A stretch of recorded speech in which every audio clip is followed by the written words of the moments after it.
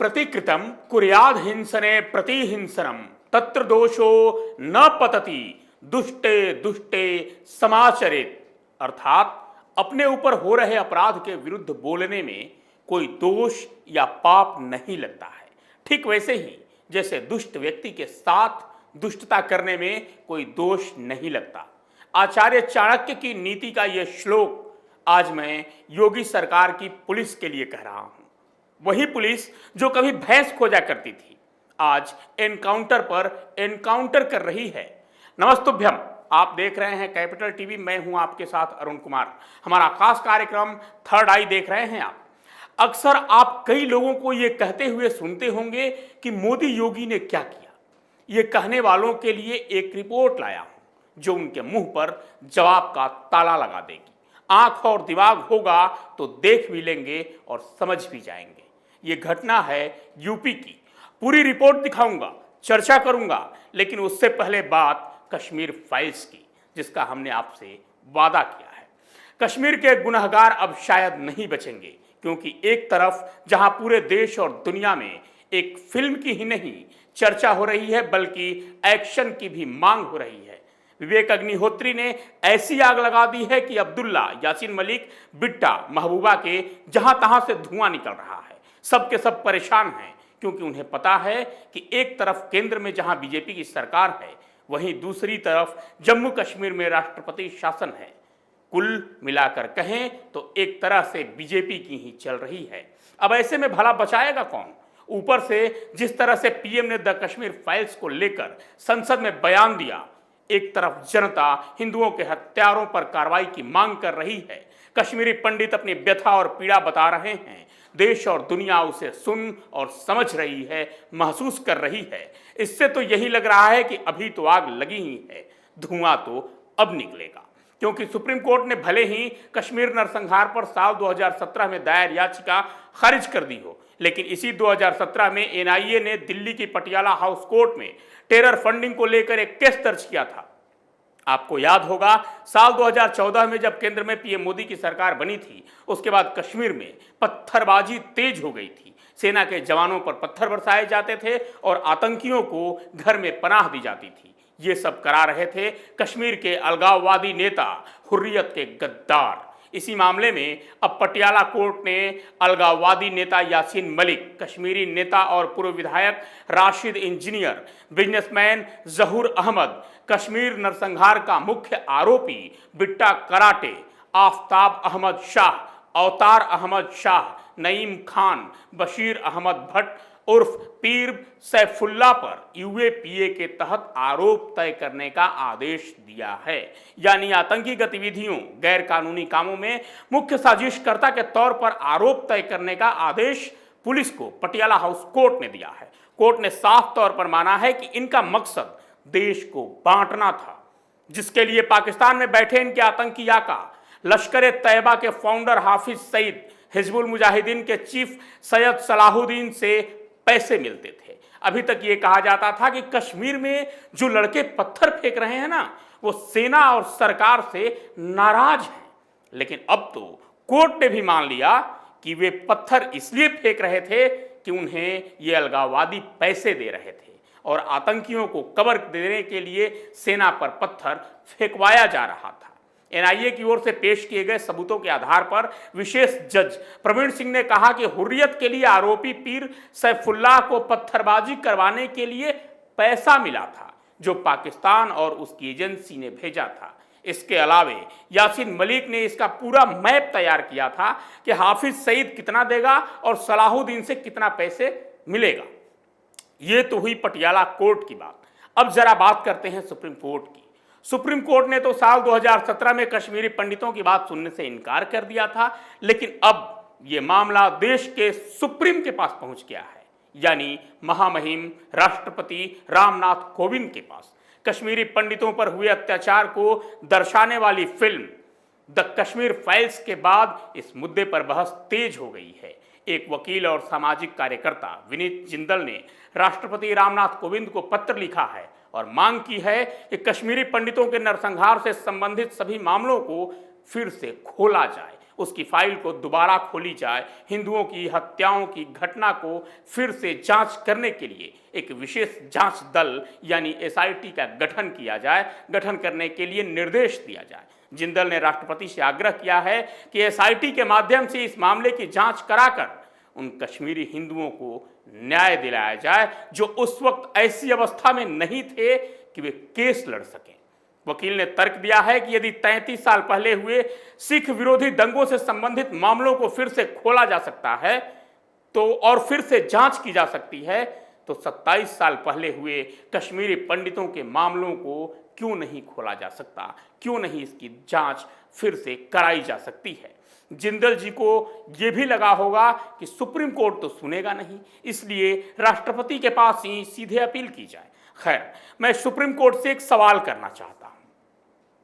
Supreme court ने याचिकाकर्ता से कहा था कि आप 27 साल तक हाथ पर हाथ धरे बैठे रहे, तो साहब दोषी तो कोर्ट भी है, क्योंकि आप भी 27 साल तक आंख पर पट्टी बांधकर कान में रुई डालकर गांधी के बंदर बने रहे, न सुनो न देखो न बोलो। इससे भी एक बड़ा सवाल, आप किसी केस में 27 साल तो क्या 50-50 साल लगा देते हैं। 200 वर्ष तक एक केस आज भी लटका हुआ है कोलकाता हाई कोर्ट में, कोई फैसला नहीं होता, लेकिन नरसंहार का भुक्तभोगी एक पूरा समाज अगर 27 साल बाद आपके पास न्याय मांगने आता है, न्याय के लिए आपके दरवाजे पर आता है, तो उसे भगा दिया जाए। ये न्याय नहीं अन्याय है। ध्यान रहे, न्याय और अन्याय में सिर्फ एक अक्षर अ का अंतर होता है। सिर्फ अ अलग कर दिया जाए तो न्याय अन्याय हो जाता है। और कश्मीर क्या, पूरे देश के हिंदुओं के साथ यही होता आया है। खैर, अब बिगुल बज चुका है और उम्मीद है कि हिंदुओं की बात भी सुनी जाएगी, साथ ही हत्यारों को सजा भी मिलेगी। अब मामले को जरा मोड़ते हैं। मैंने पहले ही कहा था कि जिन्हें लगता है कि मोदी योगी ने कुछ नहीं किया, वे इस रिपोर्ट को जरूर देखें। तो पहले ये तस्वीर देखिए। अभी तक आपने राहुल गांधी, ममता बनर्जी, अरविंद केजरीवाल जैसे नेताओं को रमजान में टोपी पहनकर इफ्तार करते देखा होगा, लेकिन ये शायद ही कभी रंग गुलाल के साथ होली मनाते इन्हें आपने देखा होगा। ये तस्वीर देखिए, ये हैं यूपी के सीएम योगी आदित्यनाथ, सिर पर पगड़ी और काला चश्मा, पुष्पों की होली, पूरी बीजेपी रंग में रंगी हुई है।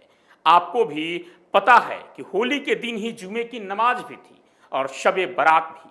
पहले ऐसे मौकों पर अक्सर संघर्ष होते थे, दंगे हो जाते थे, क्योंकि मुस्लिम समुदाय जिद पर अड़ जाता था कि वो अपना नमाज टाइम पर पढ़ेगा और कोई समझौता नहीं करेगा। लेकिन इस बार ऐसा नहीं हुआ। इस्लामिक सेंटर ऑफ इंडिया ने एडवाइजरी जारी कर दी। पहले ही कहा गया कि होली के दिन मुसलमान किसी दूर की मस्जिद में नमाज पढ़ने की बजाय अपने घर के पास की मस्जिद में नमाज पढ़ें। मुस्लिम धर्मगुरुओं ने मुसलमानों से अपील की कि शबे बारात के लिए घर से तभी निकलें जब होली खत्म हो जाए, ताकि किसी तरह माहौल खराब ना हो, माहौल न बिगड़े। लखनऊ में करीब 22 मस्जिदों को ढक दिया गया और नमाज का वक्त बदल दिया गया, जो शायद आज़ादी के बाद इतिहास में पहली बार हुआ। और सच कहें तो यही भाईचारा है। जब तक एक दूसरे के लिए आप त्याग नहीं करते, तब तक गंगा जमुनी तहजीब की बात करना बेमानी है। होली, रामनवमी पर दंगे होते थे, लेकिन अब शायद वो तहजीब देखने को मिल रही है। उसका कारण जो भी हो, क्या अब भी आपको लगता है कि मोदी योगी ने कुछ नहीं किया? अगर अब भी लगता है तो अब जरा ये वीडियो देख लीजिए।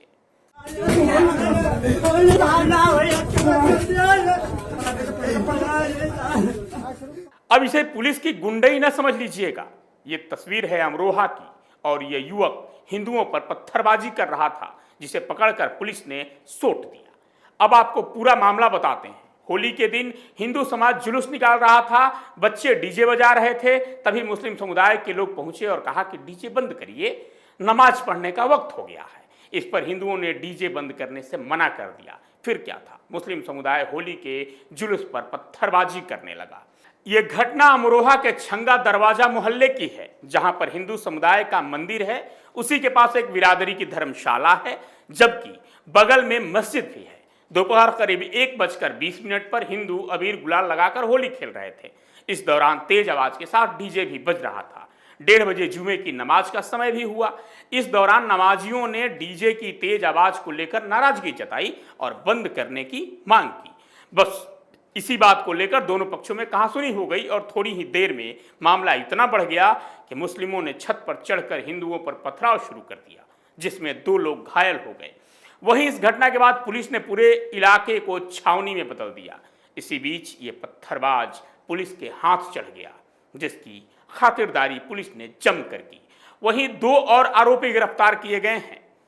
देखिए, अब मामला यहीं पर गड़बड़ हो जाता है। ये लोग बात करते हैं गंगा जमुनी तहजीब की, लेकिन जिद करते हैं अपनी। अरे भाई, एक दिन में 5 बार नमाज पढ़ी जाती है, यानी 365 दिन में 1825 बार नमाज पढ़ी जाती है, वो भी माइक गाजा बाजा के साथ। जबकि होली तो साल में 1 बार आती है, वो भी आप नहीं मनाने दे रहे हैं। यहीं अगर आपकी ईद की नमाज होती और हिंदू पक्ष पत्थर चलाता, तब कैसा लगता? तो अब न तो वो सरकार है और न ही वो पुलिस। सबसे बड़ी बात कि समझौता एक तरफ से नहीं होता। हमेशा अपनी इच्छाओं, सभ्यता, संस्कृति, त्योहार का बलिदान हिंदू ही क्यों करे?